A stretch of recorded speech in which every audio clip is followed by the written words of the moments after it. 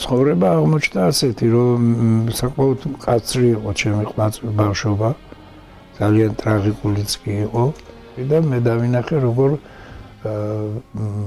გავახცე ამ ქარიშხალს. ამ ქარიშხალს გავახციე მე სხვების დახმარებით. მისი ცხოვრებაც ერთ საინტერესო ფილმს გავს. 8 დეკემბერს რეზო ჩხეიძე 85 წლის გახდა. რთული ბავშვობა ჰქონდა. 1927 წლის რეპრესიებს რეზო ჩხეიძის მამაც, მწერალი დიაჩიანელი შეეწირა. როდესაც მამა დააპატიმრეს და ეს იყო და ტრაგიკული მოვლენა, მამამ ამოიღო ჭიბიდან პატარა პორტმანი და მას შეედო 26 მანეთი. და ჩვენ 3 შვილი ვიყავით. და ეს 26 მანეთი დაუტოვა დედას. აბა იცოცხლეთ ახლა რათი უნდა იყო ცხოვრა ჩვენ. მიუხედავად სირთულეებისა, ცხოვრება რეჟისორის მიმართ მოწყალე აღმოჩნდა. მე მზრდიდა ცხოვრება სიკეთით. რომ ადამიანების სიკეთიდან მე იმდენი ძალა მივიღე და იმდენი სხივები მივიღე, იმდენი დახმარება მივიღე, რომ მე მინდა ის უკან დავუბრუნო ხალხს მოყოლით. რეჟისორის დებიუტი კინოში წარმოუდგენლად წარმატებული აღმოჩნდა. მაგდანას ლურჯამ 1956 წელს კანის კინოფესტივალის უმაღლესი ჯილდო მოიპოვა. ჩვენ არც ვიცოდით კანის ფესტივალზე თუ იყო. და მერეც რომ და მიიღო ეს ჯილდო და ეს არც არ დაუძახებიართ, იქ ვარწმუნე ვართ, არც მე დაუძახებიართ. მე რაღაცაზე მოსკოვში ჩავედით და მე გადმოგწეს ეს ჯილდო კიდია კედელზე.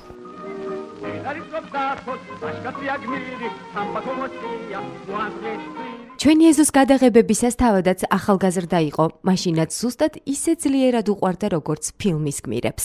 ვიყავი იმდენი წლის დაახლოებით როგორც სოფიკო და გიორგი იყო შენგელოვი. ხო და მეც შეყვარებული ვიყავი.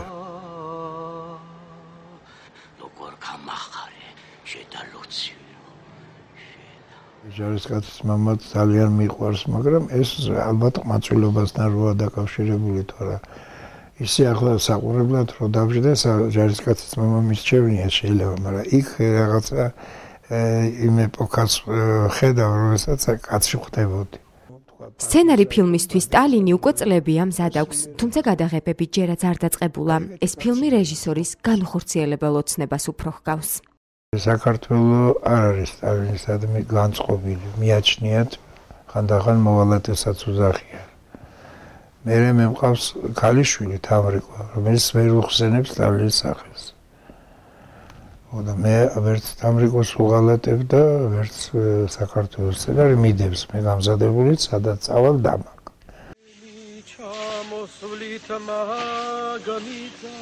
დაუზარებლად საუბრობს საკუთარ შემოქმედებაზე, განვლილ ცხოვრებაზე, რწმენაზე, ტკივილზეც კი. სიყვარული კი ერთადერთი თემა აღმოჩნდა, რომელზეც ლაპარაკი რეჟისორმა არ ისურვა. მაგას ვერ გავუსწრებ. მაგ არ შემიძლია მე ვთქვა. სურათში გავაკეთებ. და გავიკეთებია კიდევაც, მაგრამ ასე რომ მოუყვე ლაპარაკი კი არა, მე ფიქრშიდაც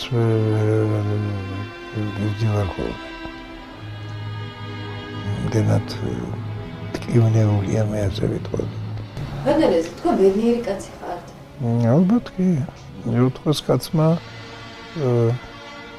ერთი დიდი ჭრილობა მაქვს, რომელიც ამ ბედნიერებაში მაწუხებს. მე არ ვიცი, მამა ჩემი საფლავი სადა. მუდმივი ჭრილობა. მე სულ იარსება, რა თქმა უნდა.